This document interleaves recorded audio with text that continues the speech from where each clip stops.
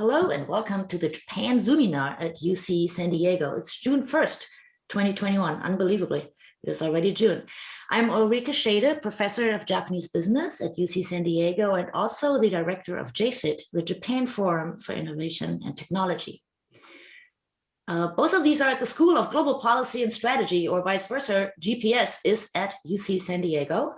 GPS is an international relations and public policy school, with some of our programs having a focus on the Pacific Rim. And we offer one degree in particular, which is an MIA with a Japan specialization.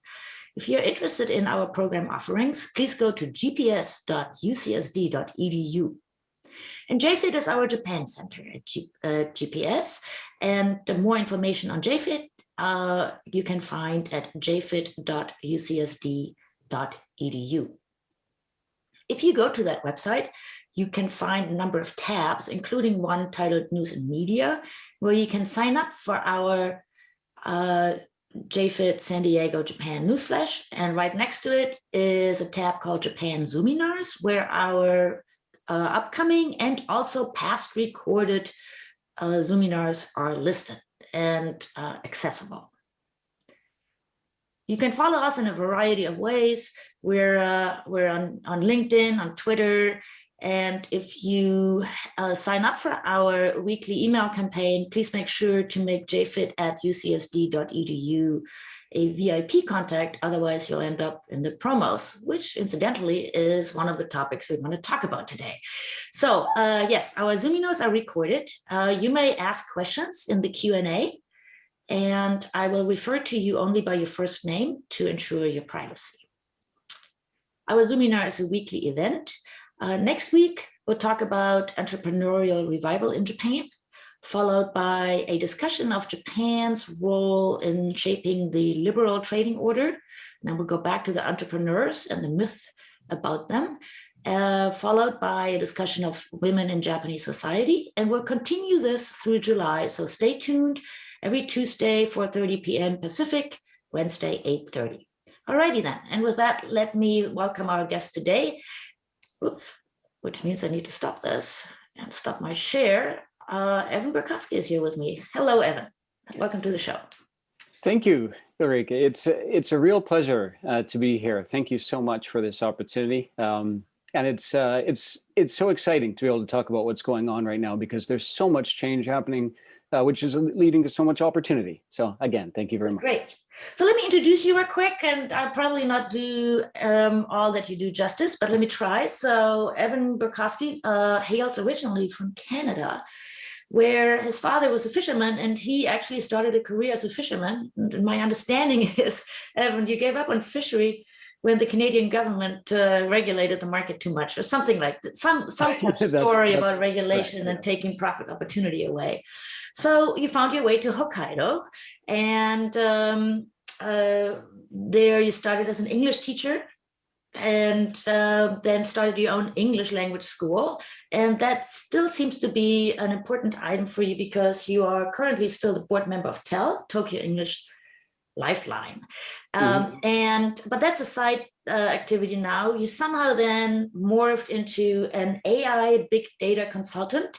You were early in developing computer programs that would help companies do better marketing and exploit the new marketing opportunities that the digital world allows us to use.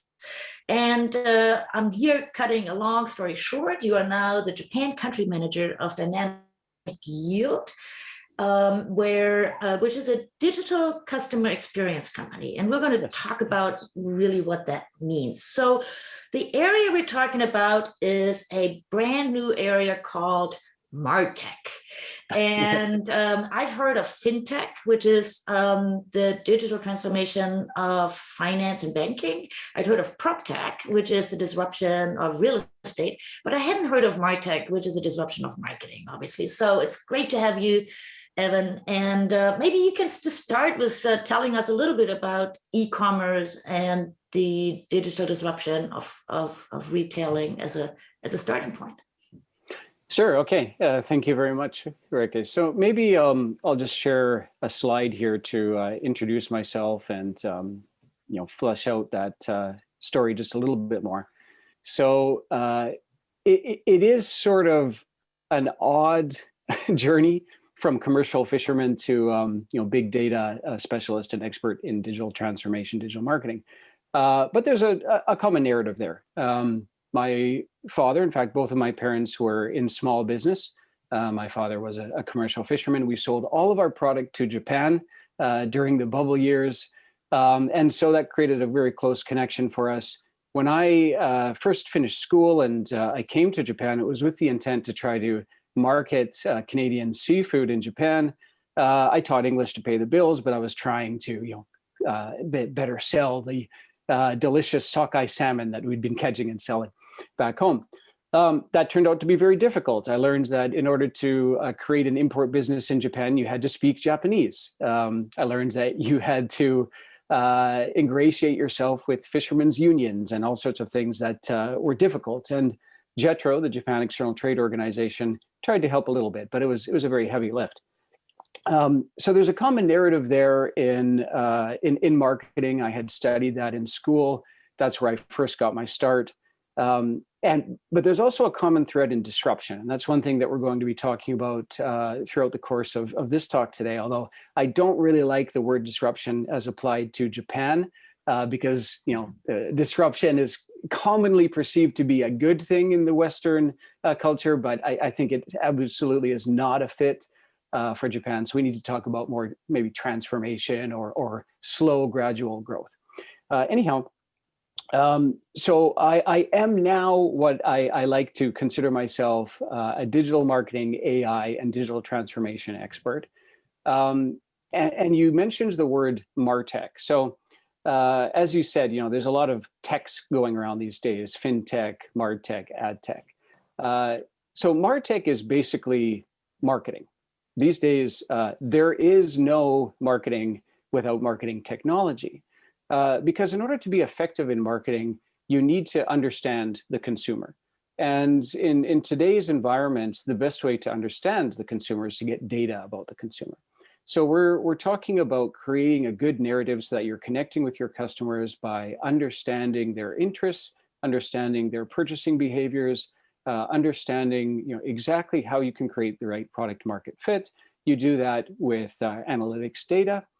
You do that by understanding the journeys that customers are going through, trying to find any frustrations or pain points that they might have, and then utilizing the new tools that we have at our disposal, like big data, AI, machine learning, and processes like A/B testing and conversion optimization to find out what is the correct match of the potential products that you can sell, or the potential stories, or the way that you present your information with various audience segments. That is what we do at Dynamic Yield. It's a personalization platform or a customer experience optimization platform. And as you can see here, I've spent 15 years now in Japan working in MarTech, working in marketing, technology, and the digital sphere. So to go over that narrative a little bit, yeah, I came here initially with that connection from the commercial fishing, the seafood industry. To pay the bills, I taught English, like almost everybody does when they're first in Japan.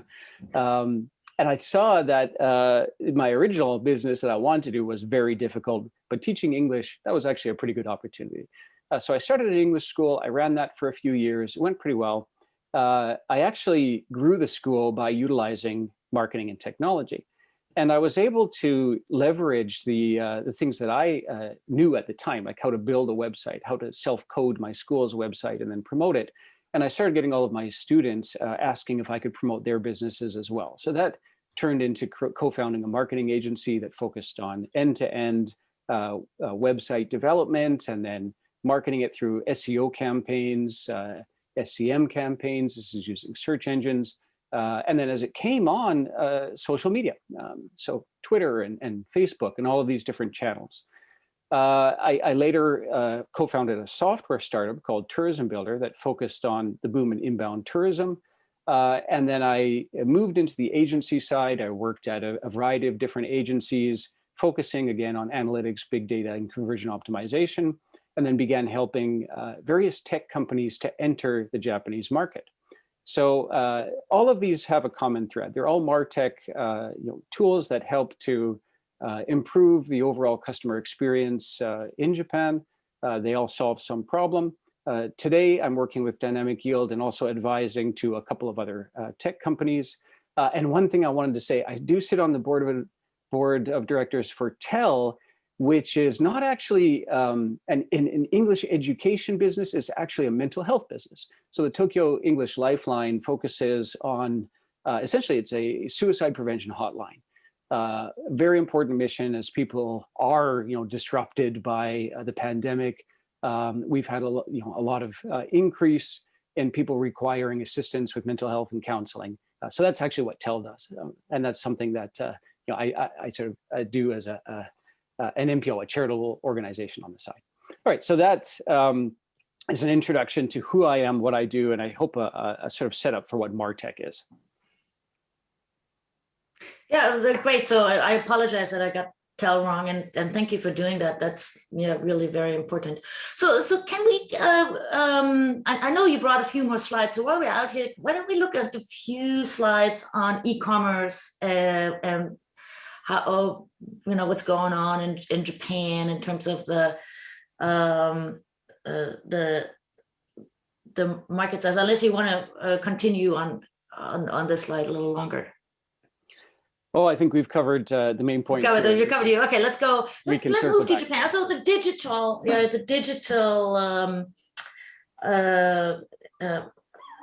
this transformation of e-commerce. So are the Japanese really going online now to shop? Right. So I saw a little bit of hesitancy there for you to use the word digital transformation. I think we need to talk about just what's going on in general in digital, and we'll get into that a little bit more. But first of all, let's take a quick snapshot view of what's going on right now. So here's a few visuals that I think help to represent that. E-commerce is booming. Finally, we've been waiting for this to happen for years in Japan, but there's just an incredible uptick in an incredible convergence of things that the government has been trying to promote, things like cashless payments, the underlying infrastructure, logistics, near real-time fulfillment. All of these things have come together with the underlying need that the pandemic has brought to bring a huge uptick in e-commerce sales in Japan. So I mentioned digital payments. This has been key because up until about 2019, about 75% of payments in Japan were cash-based. It was a very cash-based society. Fortunately, kind of just in time before the pandemic started, mostly through government initiatives and sort of some top-down decision-making, a lot of mobile-based payment systems had come into play. We were just starting to be able to use our mobile phone to pay for train tickets and things at the convenience store and so on. So that has led to a huge boom as well. So just in the past year, we've seen a 10% growth in digital payments. And this is increasingly a huge industry within Japan. So this ties into both e-commerce and fintech, cashless payments. There's a lot of overlap in this world. So when we talk about MarTech, we're sometimes talking a little bit about the overlap into fintech and other technology sectors. But just to highlight, how huge this has been worldwide, Shopify, which of course is a platform which allows you to create your own shop online. It allows small businesses to get online and then take part in this huge online marketplace. So Shopify has grown worldwide about 76% increase during the pandemic, year over year, 76%. It's been one of the huge beneficiaries of the pandemic, along with the technology that we're talking on right now, Zoom. Zoom and Shopify are often put forth as the two huge beneficiaries of the pandemic. Could you explain for those of us who are not so deep into this world, what is the difference between Shopify and Rakuten? Great question. So Rakuten allows you to take part in an existing marketplace, and very similar to an old school marketplace where you would have a stall, within a city square or somewhere.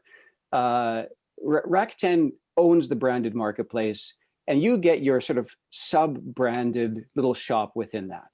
Whereas Shopify gives you your own branding. It's an underlying platform that allows you to build your shop, but you get your own name on the shop. And people don't necessarily know that your shop is built on Shopify. More autonomy, more ownership. So Shopify has experienced huge growth within Japan, and this is reflecting the data that they're seeing during a peak shopping period. But there was a 350% increase year over year during the peak holiday shopping season last December. All right, so we talked about Shopify. One thing that's interesting about Shopify is that it basically gives you the system to build a shop, but then you have to connect it with, you can use their payment system, but there is also other online payment systems like Stripe. So Base is a very fascinating Japanese startup that's kind of all of this in one. It's Shopify, it's Etsy. Etsy is more geared towards craftspeople, and Stripe all together in one platform, built by a Japanese founder for the Japanese market. And they've seen a huge uptick during the pandemic, 177% increase in sales. They are a listed company on the Tokyo Mothers market, and they've seen a 9x increase in their valuation since last year.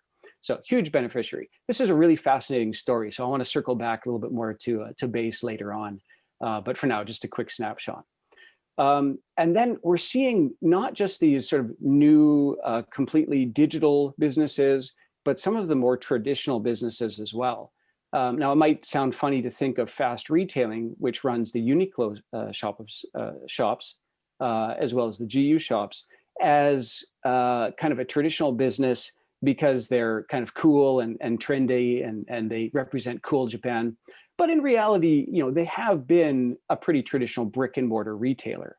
However, they're making a shift as well. Now, the founder of fast retailing was originally a little bit reluctant to move into e-commerce. He considered it just a big outlay in investment, technology, and retraining. So up until recently, he was a little bit reluctant. Now, because of the pandemic, he's all in. So the company is all in on increasing their e-commerce presence. In fact, they've invested in increasing e-commerce to 30% of their overall sales in Japan over the next year or two, from previously only 10%. So a 3x increase in their investment. That's a huge investment. It's not just an investment in things like the front end of their website or their apps. It's the underlying computer systems. It's even things like their warehousing and distribution.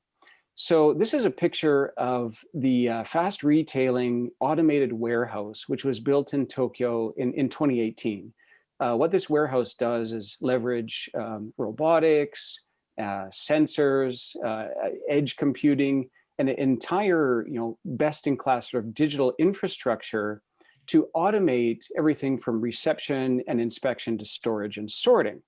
Now, this was not affected by the pandemic. This is something they did in 2018, foreseeing sort of the slow, gradual increase of e-commerce. But the pandemic has increased things so much that they've started building a second automated warehouse in the Osaka region to service that part of Japan as well, which previously hadn't been planned. So that's a huge investment in actual purchasing the property and building this out.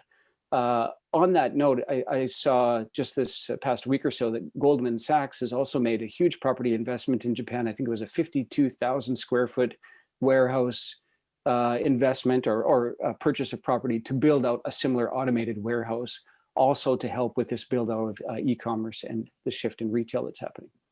And then this is very indicative. So Zed Holdings is a huge investment. This is actually an investment by SoftBank, $4.7 billion investment. And Zed Holdings, this is a conglomerate.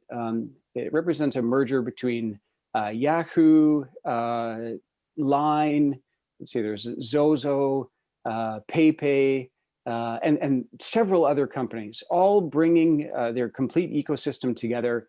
It represents over 150 million users, existing users within Japan already, And I think across the wider Asian network, it was twice that, 300 million users this represents. This is bringing together Japan's best-in-class technology across e-commerce, across payments, across search and directories and finance to compete with GAFA, Google, Apple, Facebook, Amazon. So, this is an investment by SoftBank and a bringing together of all of this technology to compete with these mostly American companies, so that there's domestic representation in these areas. Now they're planning to hire 5,000 AI engineers to help build out their infrastructure more and bring their services best in class. But I think this is just very indicative of some of the changes that are happening. Nevertheless, despite all of these changes, there's still huge room for growth because Japan still has actually a very low rate of online shopping compared to the global average, about 6.76%. The global average in the US and China, it's approaching about 20%. In fact, in the US, they say over the past year, there has been a 10-year increase in just 1 year towards adoption of e-commerce caused by this pandemic and all of the changes that are coming because of it. So there's a quick snapshot of what's going on right now. Now I'd like to end the slides and just more go into a conversation about why I think this is happening and why it's important. But before I close the slides, any comments or questions here, Ulrike? Let's go into the conversation. I mean, I think I have a question on this slide. And by the way, audience, feel free to type in your Q&A into the little box, and I'll try to weave this into our conversation here. So what are the dangers or risks that Japan might lag behind in this digital, the new digital economy, I guess? Right. So I think it's very important to, first of all, understand, where Japan is right now in terms of its overall economy. So I think it might surprise a lot of people to understand that, or to learn that Japan is extremely high tech when it comes to some areas, manufacturing. As you talked about in your book, the niche aggregate strategy, manufacturing in very specific areas, Japan excels. Transportation, the bullet trains, sort of core monozukuri. Japan does extremely well at tangible items. However, it's lagging behind in digital. And to the extent at which it's lagging behind, I think can be quite a surprise for most people. So I'd like to dive into that just a little bit. So first of all, Japan is lagging behind in digital, adopting new processes because of its very tight culture, right? So Japan has this extremely well integrated, tight-knit society. In Japanese, tight can be translated as maybe choto semai. It's sometimes almost so tight that it's a little bit stifling. But the benefits to that tight-knit culture are the fact that everybody sort of thinks the same, everybody moves in the same direction. There's excellent social cohesion. Now, some of the problems that causes is when it comes time to adopt new technology, there's a delay. So currently, Japan is, of course, the world's third largest economy, but it ranks only 27th. It varies from year to year. It's been around 25th to 27th over the past couple of years, but 27th in digital competitiveness.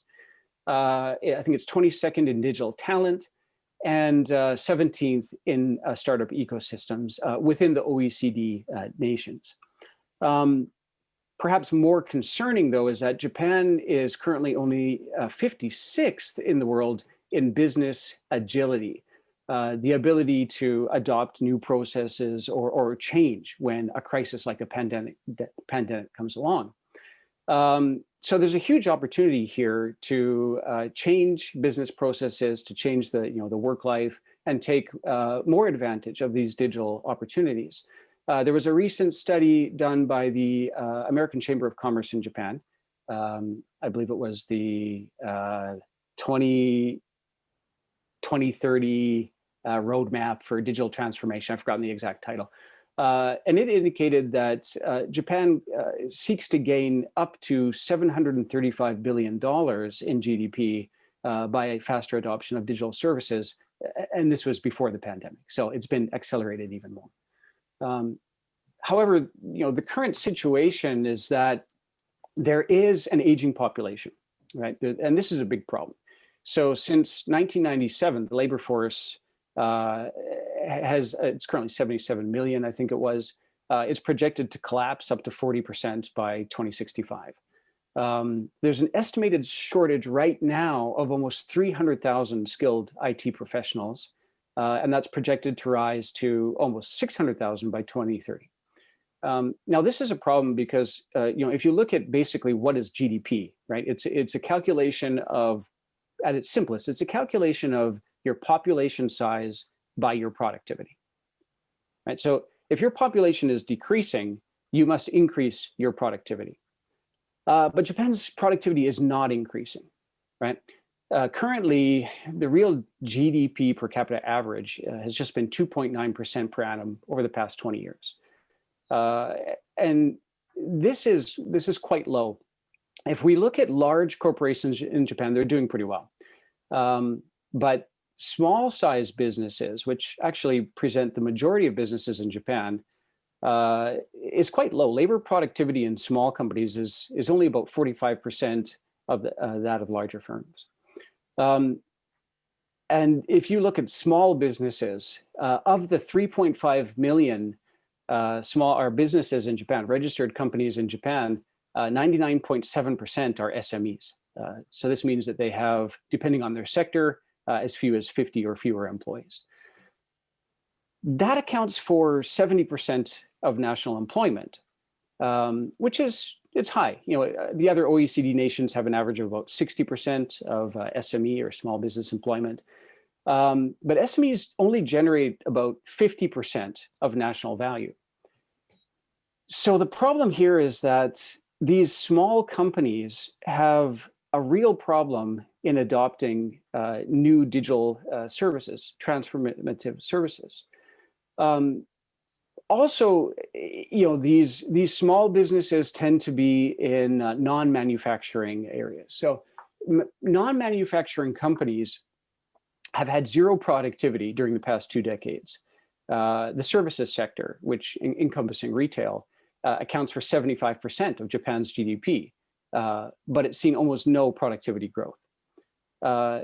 So currently, the most productive sectors in Japan are automotive and electronics. Those are the ones that have already been automated. Those are the ones that have already created a bulwark against this declining population. They also represent most of the brands that we know of as being Japanese. This is the Toyotas and the Hitachis. Well, Hitachi's a bit of a different story. We'll talk about that more later, maybe. But the traditional, the Sonys and the traditional brands that you think of. In my opinion, digital transformation at these companies is already underway to a sufficient degree. We already have things like, just-in-time production accentuated by AI and edge computing. They've already made their investments. We don't really need to help these large companies or manufacturing companies anymore. They're doing fine, but they only represent a small part of the overall GDP. So the massive area that needs help, that needs stimulus, that needs digital transformation is in small business and especially the services sector.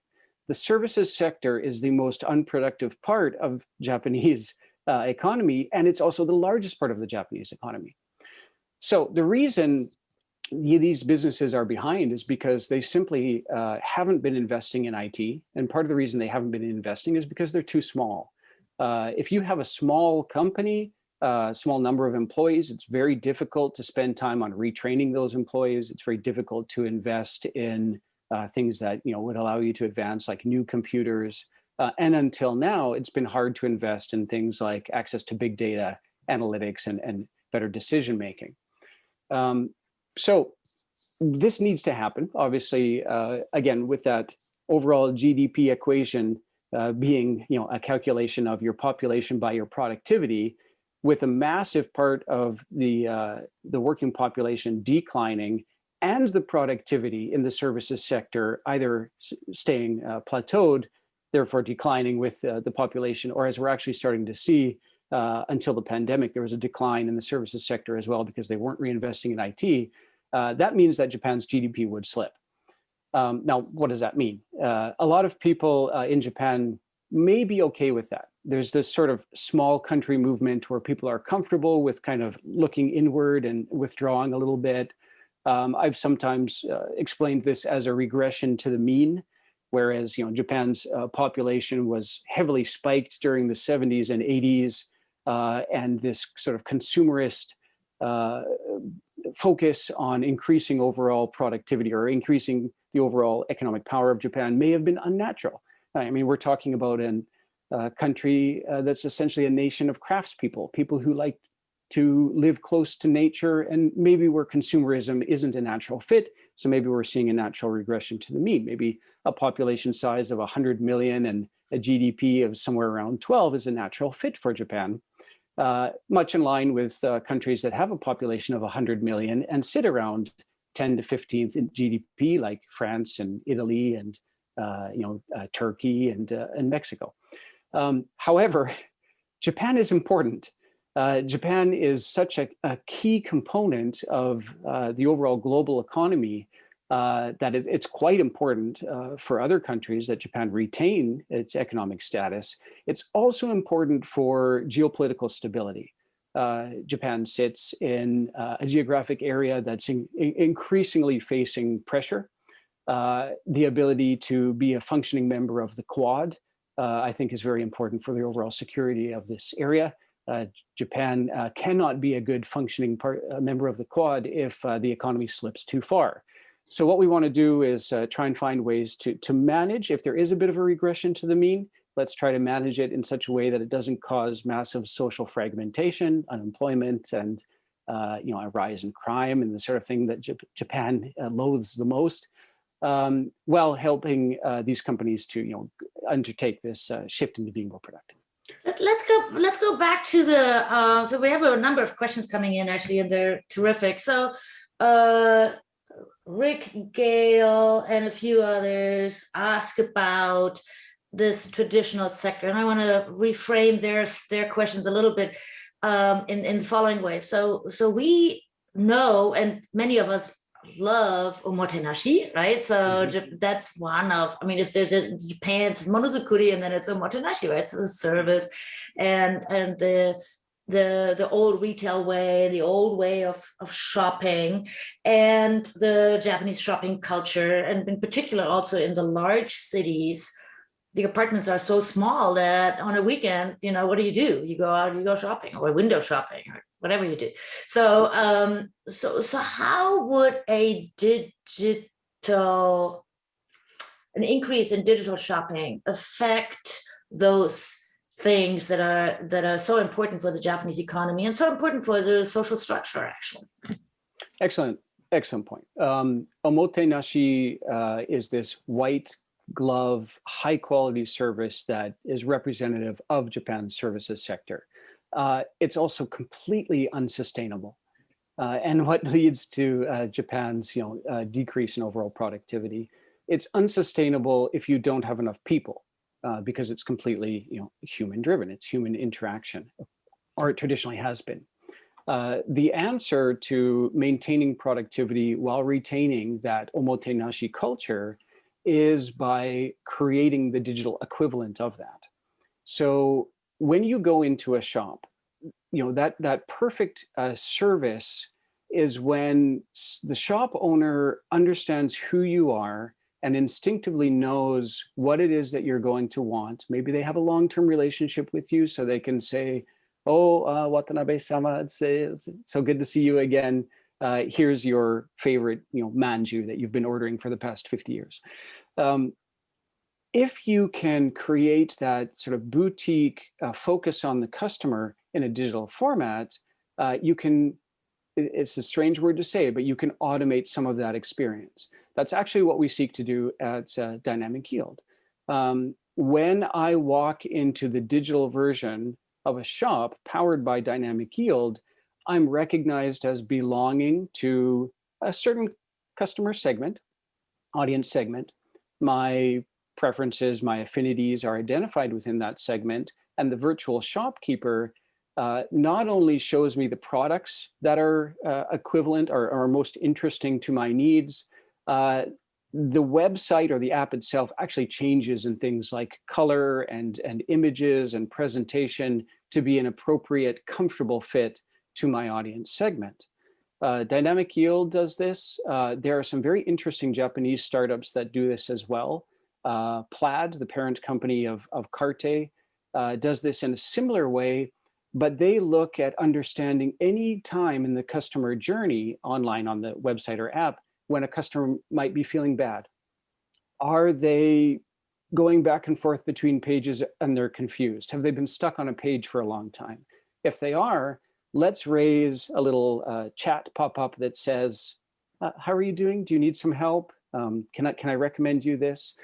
So this increase in, let's call it the automated empathy of the online experience is one way that you can leverage MarTech, the underlying data infrastructure, analytics, and the understanding of the customer to provide that digital equivalent of the omotenashi experience.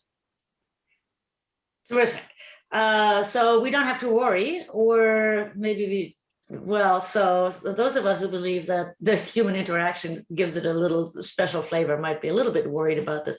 But what I'm worried about is a larger question that I'm not sure you want to go into, but let me ask you in the off chance. So privacy is a big issue in all of this, right? And even in the United States, we are now thinking, oh, does Facebook know too much about me? And I actually find this a little bit eerie if, I go to one website and then I open another website and the ad that pops up refers to what I just searched for in the other website, and I don't like it. And so I'm trying to set up a browser that won't do that. And so we consumers, even in the United States, are now trying to curtail this a little bit. Meanwhile, in Japan, the rules are much stricter on what you can do, right? Would it be necessary for this industry to grow? Will it be necessary for Japan to change its rules on privacy? Yes, and that legislation is coming. It's being formalized in line with like the EU's GDPR and the new privacy standards. It's somewhat of a moot point moving forward. Privacy, of course, should be ensured, and it will be. We're already seeing the changes in the underlying infrastructure of the internet, a move away from cookies, a move to ITP-enabled or browsers like Safari that bring necessary regulation to what was previously a wild, wild west. This is essential, but it doesn't actually affect our ability to improve the online experience. To use that same equivalent of walking into a shop, if you live in a small town, you walk into the shop, maybe Tanaka-san, the shop owner, knows not just who you are as a customer, but where your kids are going to school and the latest rumors about the new car that you bought that maybe was too expensive for your household or whatever, right? It's true. But it's very true. Yes. You could also walk into a shop using the same equivalent. Maybe this is a city shop, and Tanaka-san doesn't know all that about your family stuff. They just know what you buy. They just know essentially who you are as a consumer, nothing about your personal privacy. And that's fine. That's what we're looking to reproduce in the online world. When I go to a shop, they shouldn't know my name, my birth date, my specific demographic criteria. What they should know is things like, do I usually buy a certain size? Do I like the color blue? Do I have an affinity towards a certain brand over another one? And that's enough. That's all you need to know about an individual to put them into an audience segment, a big, broad, general segment that allows us to get a better experience without crossing what I think was Larry Page coined the creepy line. Larry Page of Google, of course. let's not cross the creepy line. And until now, it has been under-regulated. The industry has been under-regulated. So we see some, sort of past violations of that, ads that follow you around and cross that privacy boundary. This regulation is both necessary and welcome, but it's just a natural evolution of the online experience. So we have a few questions on the data you showed, and we don't have to look at the data again, but we can. So Mike, who is an economist who studies Japan, says, is it really this low about the online orders? I mean, didn't Japan have Demai before we even knew what food delivery was? And in particular, what he wants to know, if it's not online orders, what is it that Kuroneko, the black cat, the Yamato Takubin, is delivering? So there is a lot of home delivery already. If that's not online, what is it? A lot of it is telephone, right? So a lot of suppliers, and I'll use a personal anecdote.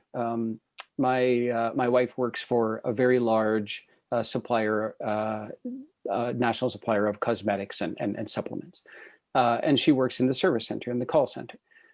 So although they are theoretically an online company where you could go and order things, most of their customers, especially the older demographic, aren't comfortable ordering things online, so they call. That fulfillment of the order is then processed on computers and sent out on Kuroneko or Yamato. So technically, some of that is using the digital infrastructure, but it's not tracked as such, or it hasn't traditionally been tracked as such. So the digital transformation, which is not a disruption, is in fact not disruptive. It's just replacing the telephone. It's adding channels, right? So adding channels. Right. So you can now go online and order via a form. You can send in an email. You can use a chat bot, either an automated chat bot or a chat window to communicate with someone. You can still use the phone. So we're seeing an increase in channels for this sort of fulfillment, which is opening up the options for people to engage, essentially increasing communication between the retailer and the end consumer. All right, that's actually, I hadn't thought about that element. So there's a third corner to this. It's not just that digital is coming in and wiping out small retailers. It's adding another way, which in the positive interpretation, it's adding another way in which retailers can reach customers that are far away. Right? That wiping out keyword I want to circle back to. So okay, let's go. Put a pin there and come back to it. No, let's go to that wiping out, because that's actually another set of questions that we have. There's Rick and others. Jenny thinks, would it help? What's the answer on the SME side? Right? Should they just consolidate, or, as my answer is that maybe what's being replaced here is partially just the aging society, and those mom and pop stores are going away anyway. So I'm working on this new idea of whether that might actually become a lucky moment where this new technology arrives just at the time when a lot of these stores are at the end of their runway anyway and can't find successors, and so that's good. But yeah, so what is the SME? What's the disruption on the traditional distribution market for small firms, and what would be a good policy to turn that into a positive rather than a negative? It's inherently positive. So again, we're talking about an imminent need to make small business, SME, this is 50 in some categories up to 200-person companies, and the small mom and pop shops more competitive, more efficient, more productive. Digital is coming in and not necessarily wiping out their old business model. It's adding to their ability to access a market. So we talked earlier about Base, basically the Shopify of Japan. It's a fascinating story, and it actually highlights this very point. And I love this story. So the founder of Base, he's quite young. I think he's still in his mid-20s or early 30s. He founded the company because of a question that his mother asked him.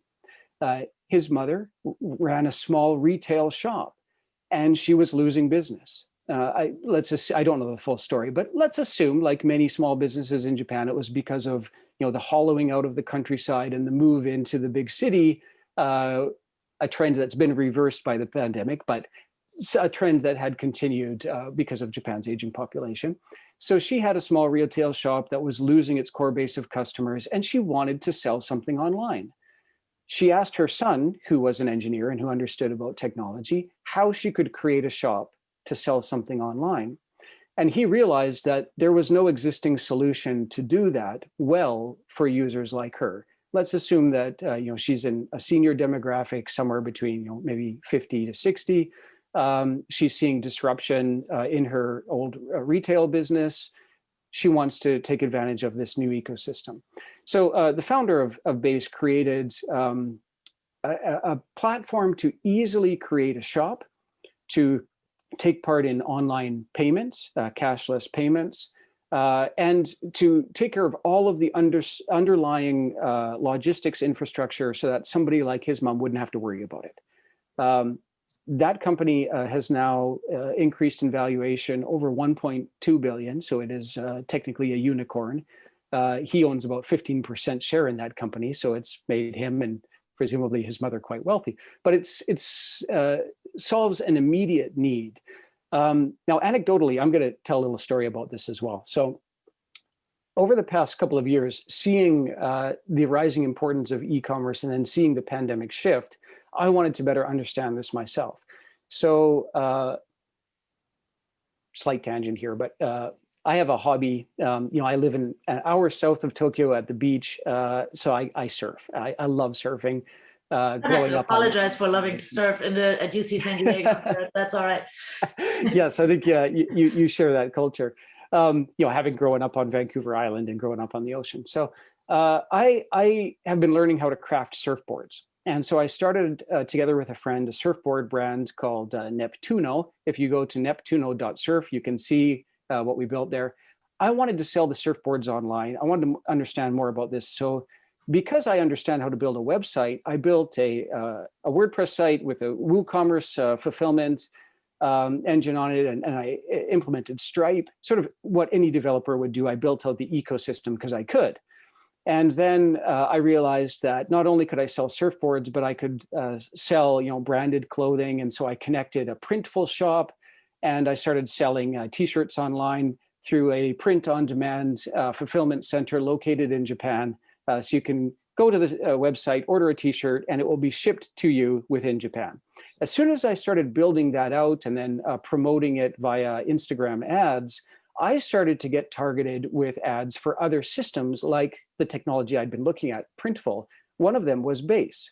So because I'd shown an affinity towards the technology, Base targeted me with an ad. Essentially, we are the Japanese version of Shopify. So I looked at the site, I thought, okay, this is cool, and kind of forgot about it. But then my wife, whose hobby is painting, she asked if she could create an online shop the same way that I had to sell her paintings online, or put her paintings on teacups and this sort of thing and sell them.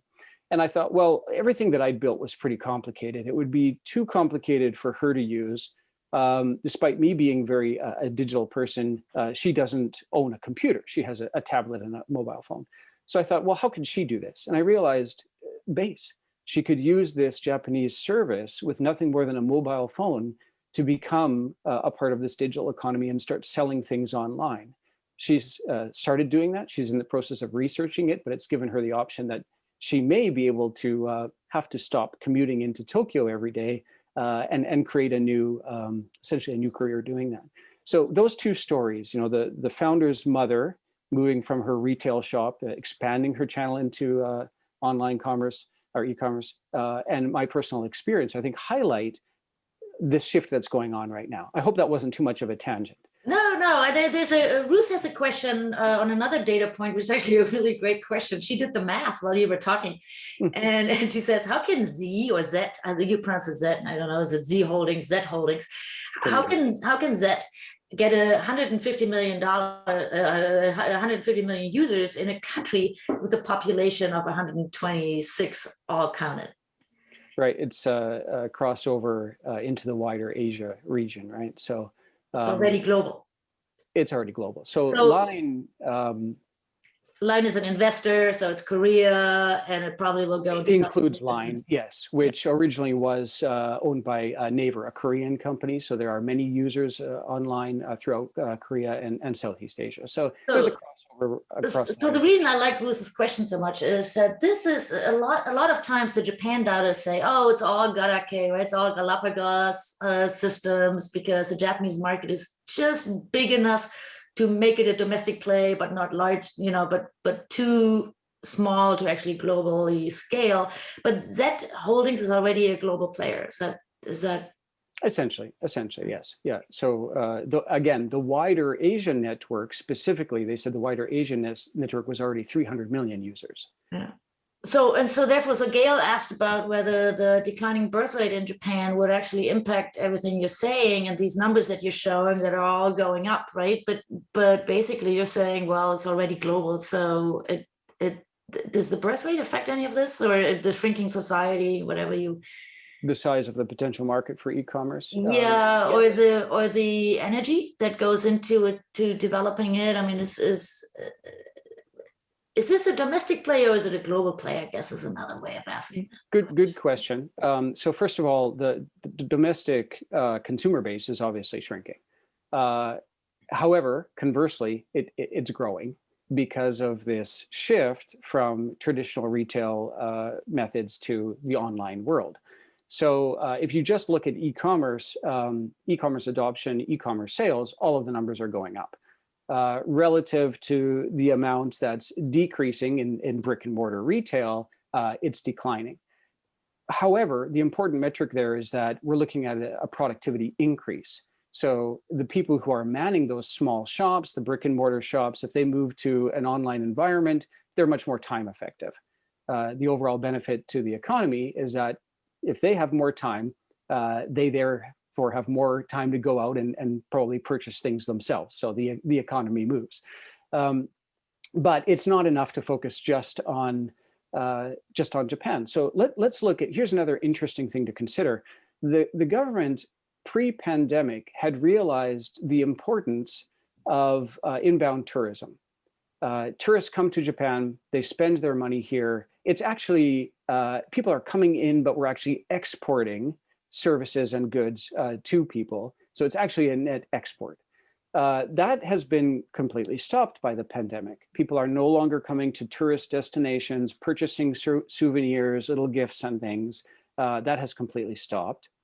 But one of the biggest opportunities that lay in inbound tourism, and anecdotally, I know this because I worked in the tourism industry, there was a huge increase in e-commerce because of inbound tourism. Especially Asian consumers would come to Japan, find something that they liked or they thought would be interesting as a souvenir or a present. And this is food items, but also cosmetics and little crafts things. Uniqlo, maybe? Well, maybe Uniqlo. I think China and South Korea already have Uniqlo, but sure, and initially. But it was more, again, Japan is a nation of craftspeople and crafts some incredible, beautiful items, everything from teacups to swords and food items. So people would buy souvenirs for their friends, go back home, their family would love the souvenirs, and then they would be out. What do? Do they go back to Japan to buy another dozen bags of whatever item it was so popular with their family and friends? No, they would look online and try to purchase those items. So this was leading to a huge increase in the transition of small souvenir shops to platforms like Rakuten or Shopify and Base, where they could create a shop to sell to these consumers overseas. That trend to a certain extent has continued. So there is still now a niche market for these small craft items, food items, and so on. And I think that represents a huge opportunity to, again, revitalize small business and the services sector. So if these businesses, and let's assume that the median age of these businesses is somewhere from 50 to 70, because the data bears that out. We're not talking about young people managing these older legacy shops. There is a huge opportunity if these people can be retrained, or if they can be taught to use the new digital infrastructure and e-commerce.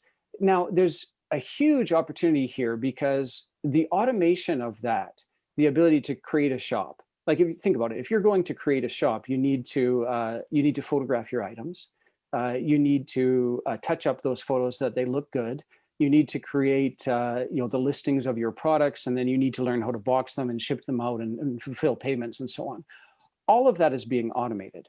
What we have is a fascinating thing in the world of IT, essentially the cognitization of everything. We're now taking X and adding AI to it. So even that ability to take a photo and make it look nice, there are all sorts of startups who are doing automated AI-driven image touch-ups so that your shop photos look better. Or they're automatically recognizing the products that are in those photos so that when you list them on your site, they're amended with meta tags and keywords that people can find them better. And then they're optimized for search engines. The shops can actually be found via Google, people searching for them because all of the products are correctly indexed and listed. Some of that is AI driven. For example, the company I'm advising, Botify, that's part of what they do. So that huge burden and the infrastructure of having a small shop is now being both moved online and increasingly automated to increase in productivity. So we have a ton of questions. We're going to promptly run out of time. But what you just said leads me to bring into a conversation the two questions, one from Ed, who studies computer science and teaches it, and Anton from a student who works in this area, and both want to know where the engineers are going to come from, right? So you just mentioned AI, and Japan, by the way, I learned yesterday, has one of the most profitable, fastest growing AI startups in the world right now, AI Inside, which is another interesting story. Yeah. So the need for engineers with advanced IT and computer science training is growing, right? What's Japan going to do about that, including maybe immigration, maybe not? And Anton adds to that, can large companies fill those gaps, right? So Panasonic just bought Blue Yonder. Can there be synergies on the large firm side on those? So the best thing the large companies can do is to acquire promising startups. Japan has a real problem in its startup infrastructure because it's too easy to list to go public on the mother's market. That's right. That's exactly right. Mother's is too easy. Conversely, it's too easy. So what happens is early stage startups list, they go public, their growth stops. What they should be doing is being acquired by the larger corporations as essentially their R&D department, because large corporations have trouble innovating because it would disrupt their current workforce. Naturally, in order for them to innovate, they have to wait for the existing cadre of workers to retire before they can innovate. But if they purchase startups, that is essentially purchasing an in-house innovation team. So Japan needs to focus its exit strategy on acquisitions. And that's the most important thing that these large corporations can do right now, is both encourage, invest in, and then acquire, provide an exit strategy for startups. Let's look at the data for a second, because this is fascinating. If we look at that mother's market right now, this is the current listing of the hottest companies on the market right now, hottest tech companies. Mercari, consumer to consumer e-commerce. Free, this is basically accounting software for small business. Rakuten, accounting and email management for small business. AI Inside, which you just mentioned. Money Forward, again. Bango4.com, again, accounting, Bango4.com. This is basically solving the legal issues that small businesses have. Base, e-commerce platform, Sansan. This is basically contact management for small business. Every single one of these is solving some problem that SMEs have in improving their efficiency. Now, every single one of these is also trying to solve that problem of lack of engineers. already right now, there's a dearth of 300,000 IT professionals. You can't fix that with immigration. Japan has too many bottlenecks around that. The only way you can fix that is essentially with AI, automation, and this type of technology, just solving the small day-to-day issues, legal issues, contract issues, document fulfillment issues that these small businesses have, and then retraining. And really, the retraining component is mission critical. In addition to advising companies, I also look to do early stage investing. And every company that I would look to invest in right now would be either in this small business fulfillment space, process optimization space, or in education. It's just absolutely essential. I'll show you one more quick slide. And again, I'm aware that we're running over time. But I think one of the most important thing that's happened is that these companies are realizing they need to retrain. All right, so NEC, increasing the number of employees with tech skills to 5,000 from the existing 3,000 because of the pandemic, offering in-house courses on digital skills together with Keio University. Fujitsu, this fiscal year, began offering around 9,000 free online courses to 80,000 employees to improve their grasp of AI and programming. Mitsui Sumitomo, working with Kyoto University to create tuition-free 10-day courses to improve their salespeople understanding of how to sell services technology. And Hitachi also began training, 160,000 of their domestic employees on digital best practices. So the large companies can fulfill this in-house training component. Incidentally, that was the first thing to go when the bubble burst back in the 90s, was in-house training. And there's a huge dearth. The entire kind of lost generation didn't benefit from in-house or on-the-job training. There are also a lot of startups that are helping to solve this. So we've got Code Chrysalis based here in Tokyo. They help people to retrain. They help people to learn front-end and back-end engineering skills. Startups like this are absolutely mission critical right now. Terrific, Evan. So I'm sorry to have to announce that we're officially out of time, but let me read this last final comment from Babak, who says, Neptuno surfboards seems really cool. Do you ship to California? And on that note, you may answer, do you ship to California? Yes. Well, the clothing would ship from the local fulfillment center there. The boards, my co-founder is from San Diego, so I think he's actually next week. It's great. Good to know that we have a direct San Diego connection, Evan. Thank you very much for joining us today for a fantastic and insightful conversation. It was really great to learn about these things. I could go on for hours, but such is life. We have to go and do real work now. So thank you for taking time out of your busy schedule and joining us today. And audience, thank you very much. I look forward to seeing you again next week. It'll be yet again another topic, yet again interesting. Stay with us. In the meantime, stay safe. Goodbye. Goodbye. Thank you very much.